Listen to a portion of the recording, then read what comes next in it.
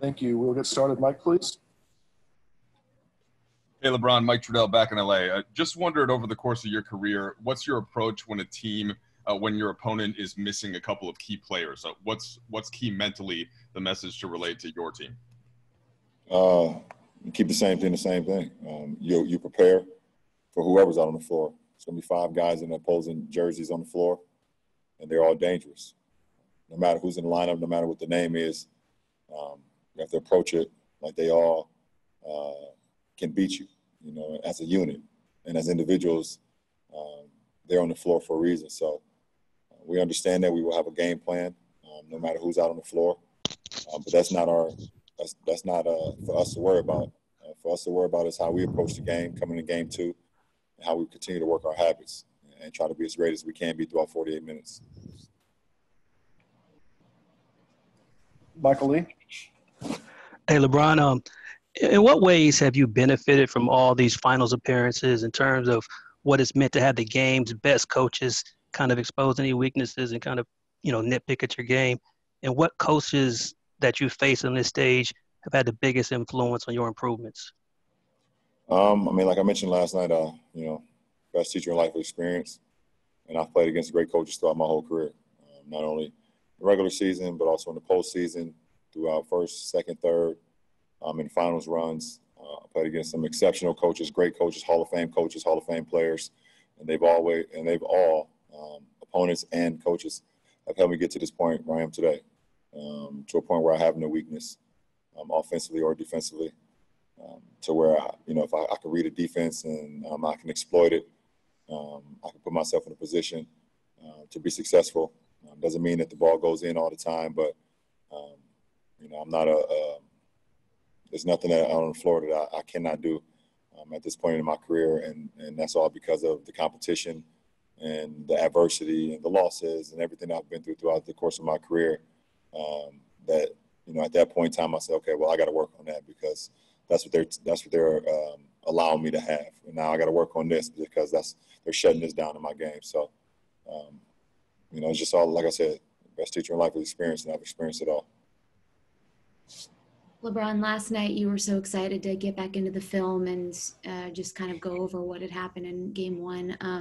How late did you stay up watching last night? And then today, have you guys gotten together and also to watch film? And then also I was wondering what your biggest takeaways were from that review. Set up to about 4:30 in the morning last night, breaking down the film individually, watching and seeing things that we did throughout the course of the game, seeing ways we were great, seeing ways we were not so great. And a lot of them was things that we can control. We're playing against an exceptional basketball team, obviously great coached. So we have to continue to understand that coming into game two. It was great to get with the guys today earlier and go over the film and like I said, see things that we can do a lot better, both offensively and defensively. They're going to make adjustments in game two. And we need to be ready for that. So we can't come out with the energy that we had in game one and go down 23-10 and expect a different result or expect the same result as we had in game one. So we look forward to that challenge. Allison? I'll start with Dave McMenamin. LeBron, when a player's been in the league as long as you have, 17 years, and been in the league in an era where players move from team to team often, something like this is bound to happen. But what's it like going up against a guy like Jay Crowder, who you had playoff battles when he was in Boston, then you were teammates, and now here you are going against one another again with the finals on the line and having some physical moments in game one? It's like every other individual I've went against in this playoff run. Morgan? Hey, LeBron, we talk about your leadership and how much you're able to help teach your teammates. What does that look like during the regular season versus during the finals? I think for me, it's all about how you approach, being a professional, and that's both on and off the floor, how you show up to work, how you walk, how you move, how you prepare. It's not all about just talking about it, it's how you be about it as well. And leadership is not you don't get to pick 2 or 3 days out of the week where you want to be a leader or you say, I want to do Monday, Wednesday, Friday. No, it's an everyday thing, both on the court and off the court. So, I try to lead by example. I lead by my voice as well. But I put the work in. And I think, my guys see how much I put the work in, and they allow me to lead them. And I respect them for that. And I'm humbled by that as well. All right, Gary. LeBron, non-finals question. One of your rookie basketball cards bid for $1.8 million and another bid for $900,000. I mean, given your kind of humble beginnings, I mean, what do you think of that when, I mean, you're still playing and it's not like you're Honus Wagner or Babe Ruth or something. I mean, how do you kind of take that in when somebody's paying $1.8 million for your rookie card? I think it's pretty cool.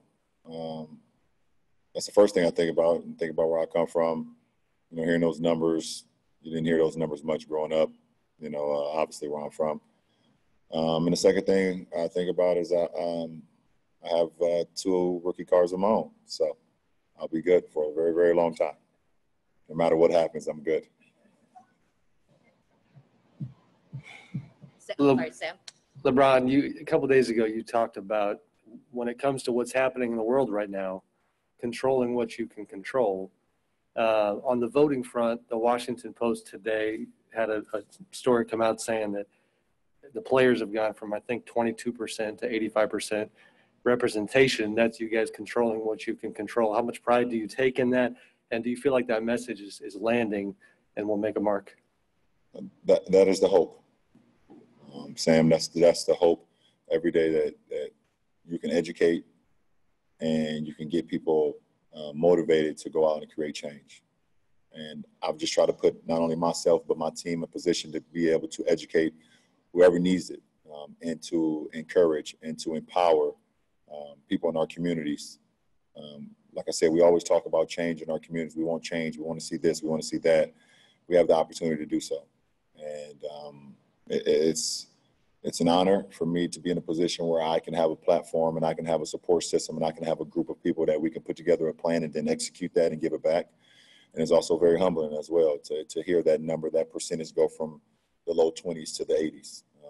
It's something that we want to continue to grow. Hopefully we can be in the 90s by next week and even higher in the higher 90s by November. We want to continue that. Also had a lot of the volunteer poll workers in the virtual fan thing last night, 40 of them to be exact. And we have over 10,000 volunteers right now with more than the vote, with the campaign that we're doing, initiative that we're doing. And hopefully we continue to get 11,000 tomorrow and 12,000 and continue to grow that because it's so important. We understand that, especially with COVID going around and not having the elderly out of their homes and doing those things. So having the younger generation being able to come in and help out in such a difficult time right now with the virus that's going on still, it's very, very key. So like I said, I'm proud of where we are, but we have a lot more room to go, and hopefully we continue to do that. Hey, Jeff. LeBron, I know you referenced Step Brothers the other night in relation to Anthony, but I wanted to know, maybe on a more serious note, the common ground that you guys may share or have shared that allowed the relationship to flourish, and if there's any way that he has an influence on you on the basketball court.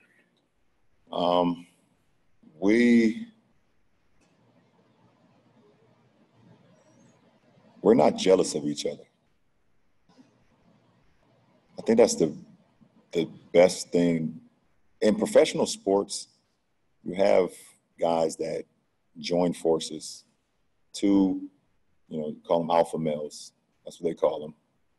2 guys that's been dominant in a specific sport on their own respective teams. And they get together and they talk about, okay, how dominant they can be. And they talk about this is going to be this and that. I believe jealousy creeps in a lot. And that is the absolute contrary of what we are. We know who we are. We know what we're about. And we want the best, seriously, every single day, both on and off the floor for one another. We're not jealous of one another. And I think that you align that with respect, I don't think think the sky's the limit. All right, we'll do a couple more here. Kyle? To follow up on what you just said about you and AD, do you feel like the ability to not be jealous of each other is sort of a natural quality, or is that something that has to be learned for some guys? And what was that like for you, kind of striking that balance? Now, I don't speak for other guys and I don't know. I just speak for myself, for AD. I know who we are. We respect one another. We drive one another. We command excellence out of one another. And that's what it boils down to. Jealousy and envy has killed a lot of great things, not only in sports, but in general. So if you're able to, just throw that to the side, and throw your egos to the side, but continue to bring that confidence of what y'all trying to do with keeping the main thing. Not saying it's that easy, but for us, it's that easy when it comes to our relationship. Like I said, it doesn't result in wins every night. It doesn't result in, me putting up numbers and him putting up numbers every night. But as far as our brotherhood and our chemistry, that's what it boils down to. All right, Dan? LeBron, last night you said that you think it's easier to lose. Oh, I'm sorry. It's easier to learn from wins than it is from losses. I'm curious, though, how did the 2007 finals shape the next 13 years of your career, going through that first trip and feeling that pain from that series?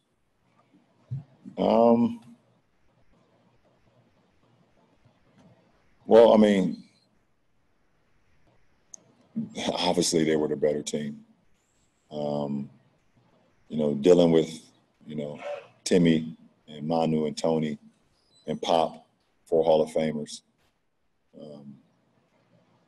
I knew it would be challenging, not only, for myself, but for our franchise and for our ball club. I saw the way they approached every game, how they approached every possession, how they were, they didn't make mistakes. They weren't just happy with being there. They wanted to be great as a unit, as individuals as well. And I sensed that as a 22-year-old, and I saw that as a 22-year-old. And that helped shape me year after year after year after year, just holding on to that feeling of not being able to reach the ultimate goal. But at the same time, like I said, just having that adversity and having those moments has put me in a position where I've been throughout my career. All right, and we'll have the last two. Will? Yes, last two for you, Brian Mahoney. Can you go back there? I want to see you. I want to see you, bro. LeBron, when you went to the first finals against Golden State, you lost Kyrie Irving in game 1. You'd already lost Kevin Love. And then you went out and won the next couple games. When a team is in Miami's situation now and they talk about next man up, how did you guys go from sort of saying we can still do this to actually putting together a plan and then going out and actually doing it the next couple games? I think every situation is different. For us, obviously, losing Kyrie and losing Kevin in that playoff run was detrimental to our success. We were still able to have some success, but, we never fully reached the full potential of what our ball club could be in that run. So that's different from, I can't correlate that to what today is all about. For us as a ball club and us as the Lakers, our mindset is game 1 is over. In game 2, we got to be better than we were in game 1. And when we approach that with that mindset and be as desperate as the opponent, then we give ourselves a good chance to win. And last one for you, Jason Jackson. Ron, you guys were still able to create and sustain 3 separate runs despite not having those benchmark things from points in the paint and fast break points. What did you like most about the ability to do that despite not having those weapons where you usually have? Yeah, for us, we don't let the game kind of dictates itself at times, and we have to win in different ways. And we're very good at the fast break game. We understand that. But when we make our markers on the defensive end, when we're getting deflections, we're getting block shots, we're contesting shots either at the rim or at the perimeter or the mid-range and things of that nature, which creates early offense for us. It doesn't always show up in the box score, but when we're active defensively, we're extremely, extremely good team. So every game is going to be its own challenge, and we understand that. And you have to win games in different fashions, sometimes even outside your own box. But I think the great teams learn that throughout the course of a run, throughout the course of a season, and that's what puts them in a position to compete for a championship, which we are today.